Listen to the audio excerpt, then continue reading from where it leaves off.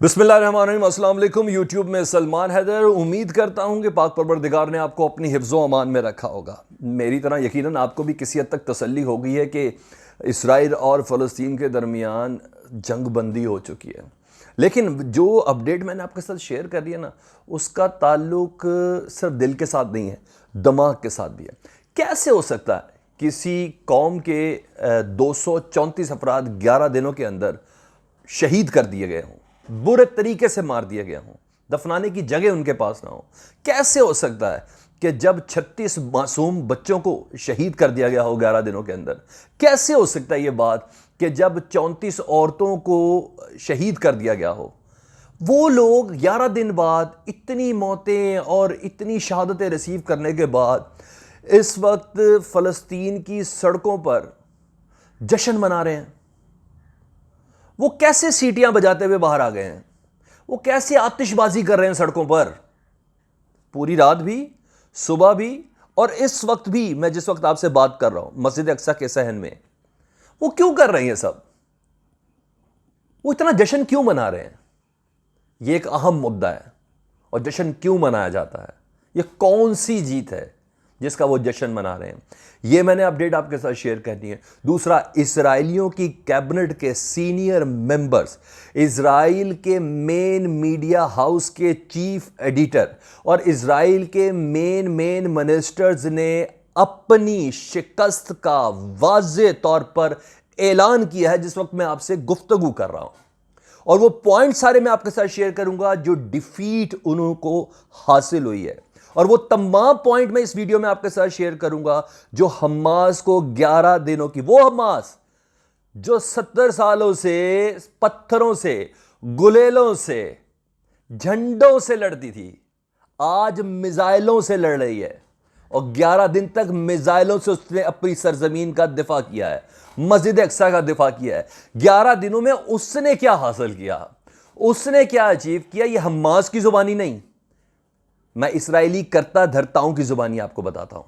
ये सारी डिटेल में आपसे शेयर करनी है। और इस वक्त मस्जिद अक्सा के सहन में क्या मनाजिर हैं, इसराइली पुलिस ने क्या किया है, वो भी मैंने आपके साथ शेयर करनी थी। क्योंकि जहां मैंने गम इतना आपके साथ शेयर किया, 11 दिनों में होने वाली तकलीफ और अजियत आपके साथ शेयर की, मजलूमों की शहादतें और डेड बॉडीज मैंने आपके साथ शेयर की, तो मैं ये जीत के लम्हे भी आपके साथ शेयर करना चाहता था कि मैं कोई और इंटरनेशनल टॉपिक करता, लेकिन नहीं, मुझे आज के दिन आपके साथ ये शेयर करना था। आपका बहुत शुक्रिया सबसे पहले कि आपने अपना और मेरा साथ बरकरार रखा।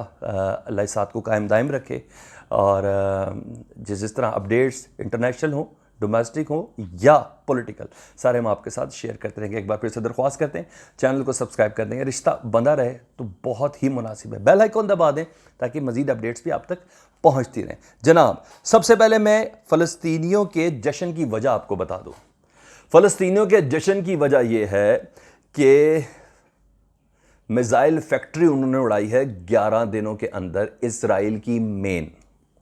दूसरी वजह यह है कि हाइफा की ऑयल रिफाइनरी को मुकम्मल तौर पर तबाह किया है, इसराइल की सबसे बड़ी ऑयल रिफाइनरी को हमास के मिसाइलों ने। ये इसलिए जश्न मना रहे हैं, ये इसलिए जश्न मना रहे हैं कि सबसे बड़े मिलिट्री कॉम्प्लेक्स को इन्होंने निशाना बनाया है। ये इसलिए निशाना बना रहे हैं कि इसराइल की सिक्योरिटी अंदर से कितनी खोखली है। अब यह राज की बात नहीं रही, पूरी दुनिया को पता चल गया है। हमास ने कभी अपने आप को सुपर पावर का या फ़लस्तीन ने सुपर पावर का दावा नहीं किया था। उसने कभी नहीं यह दावा किया था कि मेरे पास दुनिया का state of the art Doom technology है। उसने कभी यह दावा नहीं किया था कि मेरे पास दुनिया का हर असला मौजूद है। वो हमास जश्न मना रही है कि किस तरह मुंह काला हुआ है इजराइल का। मुझे तो ऐसा भी लगा कि शाह महमूद कुरैशी साहब की जो तकरीर थी ना कल की, वो काम कर गई, जिसमें कहते हैं वर्ड्स के अंदर के जुमले आपने नहीं समझे जो मुझे समझ में है। जब उन्होंने कहा कि इंटरनेशनल फोर्सेस को उतारा जाए, हम मुतालबा करते हैं फ़लस्तीन में अमन व अमान के लिए, यानी पाकिस्तान अपना कंट्रीब्यूशन देना चाहता है फ़लस्तीनियों के दिफा के लिए, अपनी फौजें भेजना चाहता है फ़लस्तीन के दबाव में, इसराइल के दबाव के लिए, फ़लस्तीन की हिफाजत के लिए, मस्जिद अक्सा की हिफाजत के लिए। ये अंडर द लाइन पूरी दुनिया को समझ आई। कहने वालों ने यह भी कहा है कि फ़लस्तीन के वज़ीर ख़ारजा और स्पेशली तुर्की के वज़ीर ख़ारजा और शाह महमूद कुरैशी साहब का जो दबंग खिताब था ना, उसने नेतन्याहू और उसकी काबीना को हिला के रख दिया। यही वजह थी कि अभी हमास के पास नहीं गया मामला, काबीना ने ही अनकंडीशनल सीज फायर किया। और सीज फायर की वजह क्या थी, अंदर खाते क्या बात सामने आ रही है वो सुन लें। रेफरेंस है मेरा टीआरटी न्यूज़, एएफपी न्यूज़, हर्ट्स न्यूज़, ये इनका न्यूज़पेपर है। उसका चीफ एडिटर क्या बोल रहा है, दीगर कैबिनेट मेंबर्स के हमरा, उन्होंने कहा कि 11 रोज़ की वैश्याना बमबारी के बाद शदीद दबाव है इसराइल के ऊपर, जिसकी बना के ऊपर ये जंगबंदी होनी थी। उन्हीं की ये सयूनी काबीना की ये एकतरफा जंगबंदी की जो पेशरफ थी, जिस पर उन्होंने सबसे पहले इकदाम किया, ये सारे मिनट्स मैं आपके साथ एक रोज़ पहले भी शेयर कर चुका हूँ कि किन ग्राउंड्स के ऊपर, किन शराइत के ऊपर ये जंगबंदी होनी थी। क्या कह रहे हैं हर्ट्स न्यूज़ के चीफ एडिटर एलोफ बैन, वो कह रहे हैं यहूदी हैं खुद, उन्हें कहा फौजी तैयारी और रवैया और नाकामी ये सब बेनकाब हो गए इसराइल की। ना कोई फौजी तैयारी थी और ना फौज का रवैया था और ना किसी किस्म की कोई ऐसी प्लानिंग थी हमास के खिलाफ जो कामयाब होती नजर आती। उनका कहना है इसका सिर्फ और सिर्फ जिम्मेदार इसराइली हुकूमत और क़यादत से मुराद नेतन्याहू और उसके कैबिनेट के मेंबर्स हैं। ये तस्लीम कर रहे हैं, इसीलिए पूरे इसराइल में एक पटाखा और एक शुरली नहीं जल रही, कोई खुशी की डांस पार्टी नहीं हो रही, किसी किस्म का कोई इंजॉयमेंट नहीं किया जा रहा। वजह यह है शिकस्त वाले घर में कैसे जश्न होगा, जश्न तो फतह वाले घर में होगा, जो इस वक्त हम देख रहे हैं, मुसलसल देख रहे हैं। एएफपी दिखा रहा है, अल जजीरा दिखा रहा है, प्रेस टीवी दिखा रहा है, खुद टीआरटी दिखा रहा है और सबसे बाद वॉइस ऑफ इसराइल दिखा रहा है कि फलस्तीनी ये मोटरसाइकिलों पे पौं पौं, सीटियां, आतिशबाजी, ये क्या कर रहे हैं, ये डांस क्यों कर रहे हैं। ये उनकी फतह बता रही है, ये उनकी फतह बता रही है।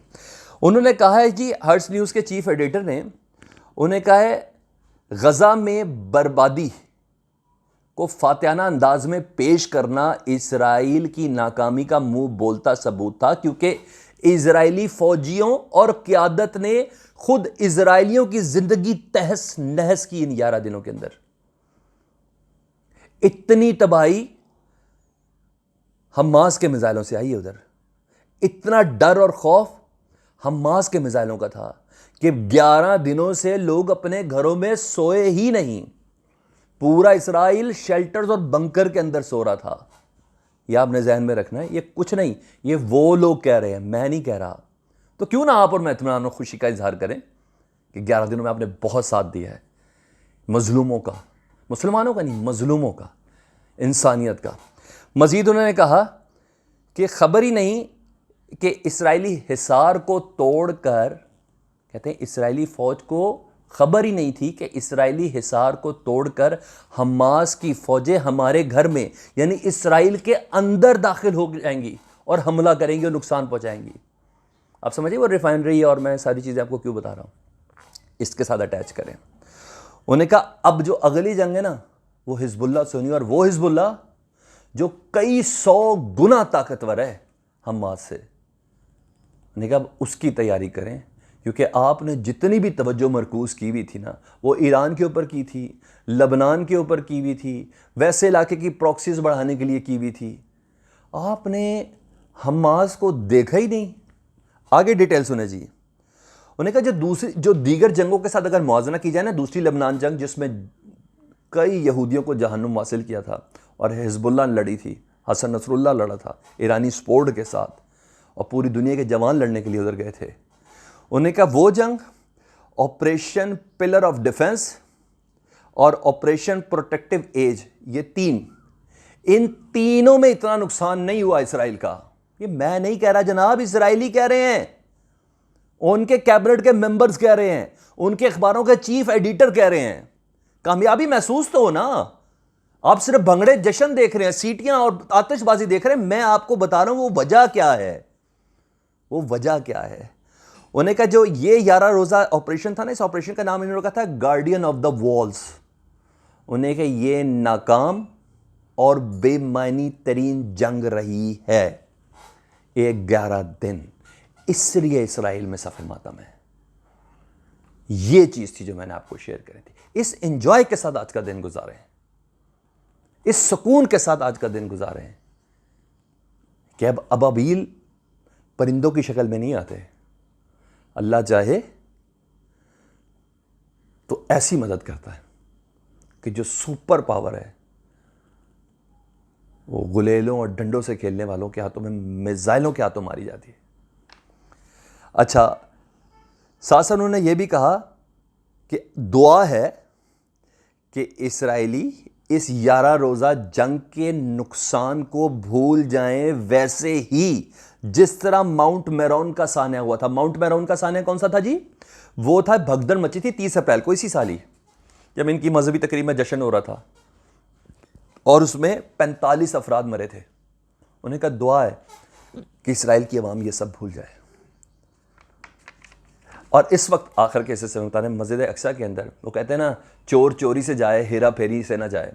मस्जिद अक्सा में जुमे की नमाज हुई, नमाज के बाद इस वक्त फ़लस्तीनी वहाँ जश्न मना रहे थे, तो इस्राएली पुलिस जो है उसने वहाँ लाठीचार्ज किया, नहीं लाठीचार्ज नहीं किया,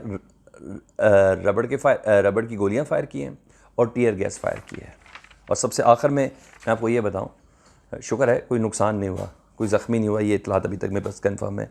सबसे आखिर में और अहम तरीन स्टेटमेंट क्या किया, ये जंग बंदी इसका हल है? नहीं। और इसका जवाब दे रहे हैं इसराइल के वज़ीर ख़ारजा दियार अल मालकी। उन्होंने कहा सीज़ फायर हल नहीं, यरूशलेम से इसराइल और यहूदी कब्ज़े को ख़त्म करना ये असल मंजिल है। तो अपना बहुत ज़्यादा ख्याल रखिएगा। उम्मीद रखता हूँ परवरदिगार ने आपको अपनी ईमान में रखा होगा। एक बार फिर से दरख्वास्त करूँगा, चैनल को सब्सक्राइब कर लें, बेल आइकन करें। हम खुशियाँ, गम और इंटरनेशनल अफेयर्स, चाहे डोमेस्टिक हो, सब कुछ आपके साथ शेयर करते रहेंगे। आपका एक बार फिर से बहुत शुक्रिया कि आपने इस साथ को बांधे रखा है। याद दीजिए, खुदा हाफिज़।